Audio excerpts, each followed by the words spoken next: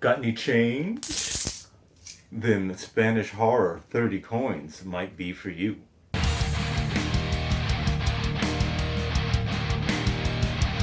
Welcome, Misfits and Metalheads, to another episode of the Cutting Room Floor. That's right, you can't get rid of us. We're back. You can't do it. I am Thorn Black. I'm Rose Blood. And we are from the band Cut Like This. If you have not, go check out our music on YouTube and Spotify. Today, we're going to be talking about Spanish horror 30 coins on Max, or HBO Max, what used to be. It's a series. 2 seasons are out currently, and you guys are in for a treat this time. Rose, why don't you tell them a little bit about what this one's about? Well, this is a theological horror that's based on Roman Catholicism. Right off the bat, 30 coins are indeed referencing the 30 coins of silver that Judas was paid in order to betray Jesus. Treacherous! The treachery! Anyway, so that is where the title comes from, and there is a very cool intro to the show that kind of delves into that in a very cool way. Watch the intro. I feel at like least the first time, at least the first time. episode. Just I watch feel like it it's lays cool. a lot of groundwork for the basis of what everything is coming from, without them actually really going back and flashing back to the day of, you know, when stuff happened, because we're all supposed to kind of know that story. Yeah. So basically, it centers around a beautiful little mountainside, small town in Spain called Pedraza.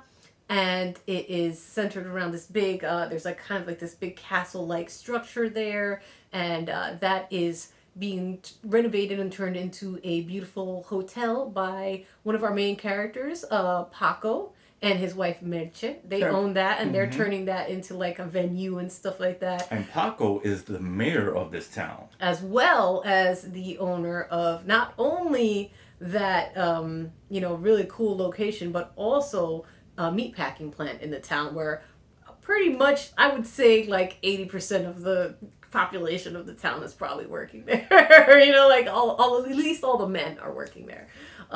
So he's very well known around town. He's a good looking guy. He is played by Miguel Angel Silvestre.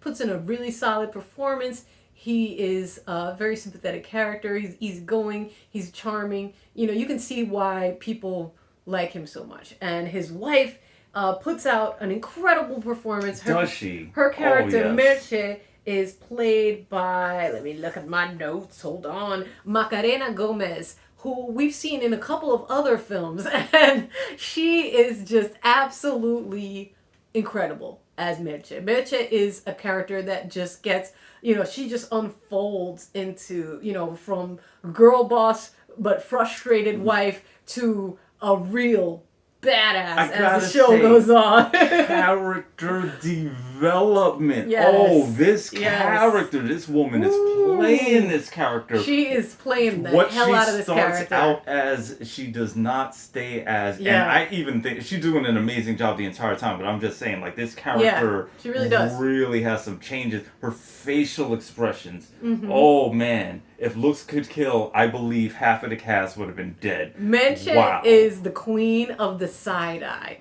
She is just like, like her voice, even just like the condescension in her voice sometimes. She makes sometimes. She's so good. She's so good. She's so good. Good. What an enjoyable actor to watch. She's so good. She's really, really, really, really good. Mm-hmm. Also in this town, we've got our super shady priest. His name is Father Vergara. He is played by Eduard Fernandez. This is a priest with a past. Yes, he has been kind of exiled into this small little mountainside town. This is kind of a buff he's a former boxer. So he is. You even see him, like, even in the beginning of this the first episode, I believe, he's like hitting the bags, and he's hitting them hard. Mm-hmm. He's hitting them hard, like. You would not want to mess with this dude, and like you could easily see him winning a barroom brawl. Like, he's a big boy. Yeah. As well, we've got Paul Giamatti. He's in the second season. He plays a very interesting character as well. He's kind of like a Elon Musk-ish kind of character, and his name is Christian Barbaro in the show, and he is a person who is also part of another organization that is trying to obtain the 30 coins that this show is titled after. And yeah, you'll see him not until the second season, though. As you can imagine, if these people get the 30 coins, Nothing good's gonna happen. Nothing good is gonna happen. Nope. No. It ain't gonna be good. It ain't gonna be good. All the bad stuff is going around over one coin. Yes. Like, if one coin is causing this much chaos, could you imagine what all 30 would do? This town is just thrown into turmoil. Yeah. This town goes from fighting their inner demons to a serious devolution of like everything, of the people in the town, of the actual town itself. You can see like as things go by, there's graffiti, there's like all messed up stuff around and everything. It's you really see, as like the layers get peeled back, and anything that anybody is trying to hide gets revealed in the most explosive and messed up way that it possibly can. Let's talk a little bit about the director, Alex de la Iglesias. Mm-hmm. He is a former comic book artist. He is a multi-talented man, very, very skilled. He's also the director of some of my other favorite films, Spanish horror films, The Last Circus, as well, which maybe we should review that one. I wonder if you guys would want to see circus people reacting to The Last Circus. I don't know if I've actually seen that I don't think movie, you have, actually. but I have. Yeah, I don't think and, I have, actually. Maybe I'll inflict it upon you. So he was the director of that, as well as the incredibly funny horror comedy Witching and Bitching. It's so good. Witching and Bitching is also one of my favorite Spanish horror films. It's so great. Great characters, really like fast talking, really fun. Anyway, but back to 30 coins, because we don't want to get too distracted. We have a great town full of really, really, really interesting, quirky, odd little characters. Alex de la Iglesias is kind of known for this, for having very, very strong character actors, and I appreciate the fact that they look very real. They look like the people in the mountainside town that my father lived in Puerto Rico. It doesn't look like a fashion show filled not, with, not that there's not some really attractive characters, because there are, but, these people feel very real. Their problems feel very real, and they're just trying to like live their lives and stuff, and they get embroiled in all of this supernatural, really horrible things. And the problem is that, that's what happens with these coins. Wherever these coins end up, supernatural things will follow. It is inevitable. And whoever is holding a coin, that supernatural messed up stuff is going to be drawn to you. Unfortunately, the coin does end up in the hands of the beautiful town hottie and veterinarian Elena, played by Megan Montaner. She is such a great actress. She is perfectly cast for this part. She is a person that is she's still tied to this town because of her husband. Even though she's been struggling for like 2 years because her husband went missing 2 years ago. And she doesn't know what happened to him, she's just sticking around. She has, it's like the ghost of her past is there, you know what I mean? And she just like wants a resolution to what the hell happened, you know what I mean? So she just refuses to leave, despite judgments from everybody else in this town. She don't deserve it. Elena's a good girl. She didn't do anything wrong. Don't deserve anything that happens to her in this show. And let me tell you, a whole lot of bad stuff happens to her. A whole lot of bad stuff happens to her in this show. And it's not her fault. Poor Elena. Really, poor she tried. Poor sweet Elena. So when horror things happen at the time, I'm like, just leave. Run and she don't trip or just leave. Thing. Usually that's the first thing that I'm thinking, right? Yes. She sure enough does try to leave. She tries to stay out of the business. She tries to stay out of the drama, out of the supernatural. She tries to leave the town. Like, it just doesn't end up working, and that's what I like to see in horror. I like to see smart decisions. Smart decisions. Yeah. But then the bad thing happens anyway. Yeah. That's good horror for me. But make a good decision about that bad thing. Exactly. You know what I mean? And it's like, all right, that's reasonable. Mm-hmm. As you see things unfold, see why certain characters, especially Father Vergara, he's obviously has had some experience with occult things in the past. Unfortunately, those experiences and the messed up outcomes of those experiences have led him to a kind of a crisis of faith, and basically led him, they were like, the church was like, fine, you can still be a priest, but we're just going to put you in this podunk town. Hopefully you don't get into any trouble over there, you dumb bastard. You know what I mean? They just kind of really, like, he feels very much like everything in his life has abandoned him, so he's kind of at this like low point, but he's still trying to like put out this projection of a priest, you know what I mean? Because that's all he knows. That's everything that he's believed in. It's a real bad time for him to be questioning his faith. This is a bad time for to question your faith. It's a real bad time for him. It is. Woo, woo. So, some other amazing things about 30 Coins are the creature designs are fantastic. They're fantastic. And yes, I said creatures, as in multiple, as in so many horrible things. You will be witness to some of the most grotesque and unique and interesting monsters I've seen in a little while. Yeah, I was very impressed, and you can definitely see where Alex de la Iglesias' comic book background must have come into play, because there are certain points where you almost feel like you're watching like a live action from an anime, you know what I mean? Where it's like just some really fantastical, horrific visions. Yeah, they really go for it for the monsters, the creatures, the demons. They really go for it. They go for it, and it's shot really well. The show is shot really, really well. It's really good. I think it's a good mix of when it's possible to have practical effects for certain creatures. They definitely do, and I appreciate that very much. And they use the CGI to enhance, you know what I mean? But they're not relying on it as a crutch, which I appreciate. There are a couple of scenes where it has to just all be CGI for certain things, which makes sense once you see it. It's once you see it and you see how many freaking abominations are there, you understand why. So very cool making of episodes out there, by the way. If you guys are interested, you should definitely look for those on YouTube. Maybe we'll try to link to one or two in the comments and stuff. And if you find any good ones, or if you have any interesting things to share about this show that you wanted to share with us, feel free to leave it in the comments, okay? And make sure that you like and subscribe so that we can keep this going, because this takes a lot of time for us to do these reviews, and we do it because we love it. We love horror, and we love sharing it with other people. We love finding cool new things that maybe you might not have thought of checking out. Maybe you were like, oh, I don't know, I don't speak Spanish or anything. Don't worry about it.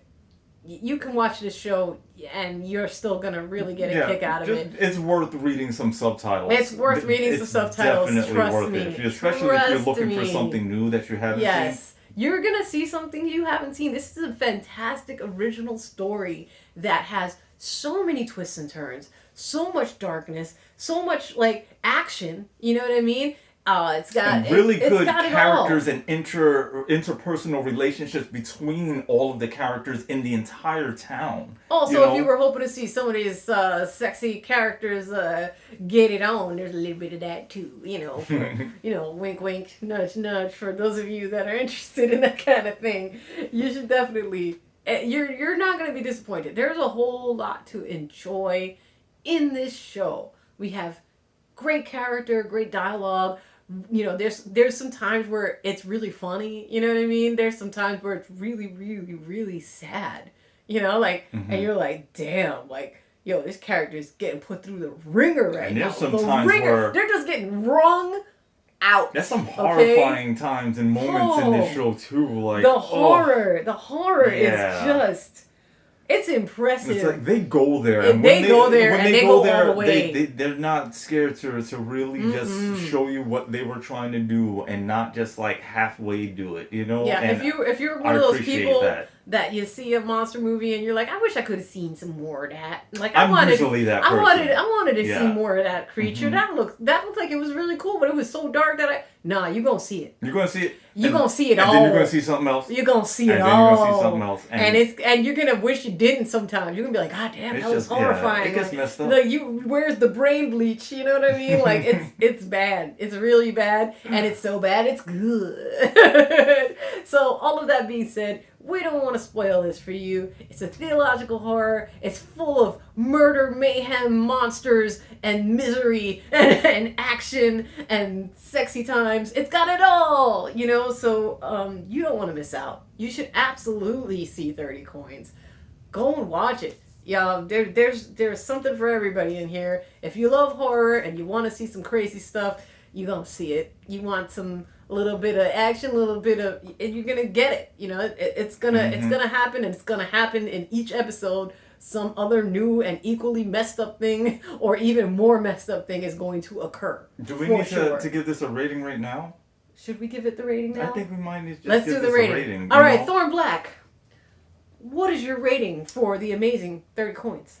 I'm gonna give this a 5 out of 5. Woo! And you know why? It's fantastic. It's creative. The director was there for every episode. He was the creator, the director, and the co-writer for every episode there. You can feel his passion. You can feel the love in it. You can feel that love. And one of the things that he said, which you can see very well once you watch the show, is he likes trying to create something that is going to keep the viewer guessing. He likes making sure that we don't have an easy time just, oh, I know what's going to happen next. No. It's so zany, so crazy. There's so much supernatural stuff. It's so spooky. And then just the characters are developed so well. The graphics are good. The settings are great. Like the architecture of all the buildings that they picked are great. The CG, they did a very good job on the CG. The prosthetic makeup, when there's prosthetic, is fantastic. When they mix them both, it's even better. It's just all around. Like, I would recommend this show to a friend. I would potentially watch this series again at some point. It's just there's fantastic. There's so much stuff to absorb in this show that, like, it's definitely an easy rewatch. Read you the know subtitles. what I mean? Like, if you have problems with subtitles, just deal with it. If you're looking for something, it's worth it. It's worth your time to get some crazy, crazy horror. This is one of the best horror shows that I have seen in a long time. Yeah. And in case you didn't know, in case you didn't realize it, by this point with me singing its praises, I give 30 Coins absolutely and very easy and well-earned 5 chainsaws. Isn't this an easy 5 to give? This is an easy 5. Right? This is an easy 5. Oh, did we say that this is playing on HBO Max? I'm not sure. Yes, if we did. did. We did? We Okay, did. just double checking. But just so you know, it's on HBO Max. Absolutely stunning performances from the entire cast. Yeah. I didn't get to mention the priest Angelo, played by Cosimo Fusco. Ooh, this guy is so smooth.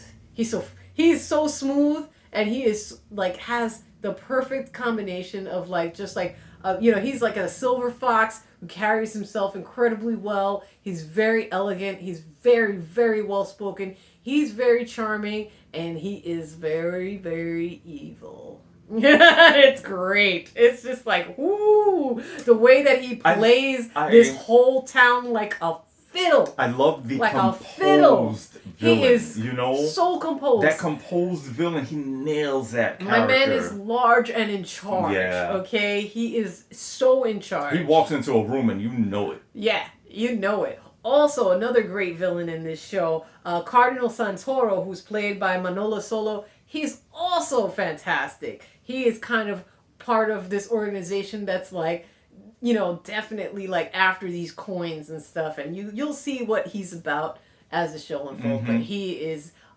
a force to be reckoned with. And he is partnered with Angelo. But Angelo has his own game that he's playing on the side that you'll find out about later on. Very cool. Very cool. And you will see these characters all just become so real to you, and you are going to really be feeling for them because they're going to go through it. They're going to go through it hard. Oh, yeah, they are. Okay? So, stop listening to us and go and watch Dirty Coins. It's what I'm trying to tell you, okay? Pretty much. Until next time. We are cut like this. Like and subscribe. Please listen to our music and music videos. I spent a lot of time editing a lot of those music videos. He did. He done did. Check them out. Give me a thumbs up. Give me a comment. Let me know if you like my edits. Let me know if you like our songs. Yep. You know? And until then, we are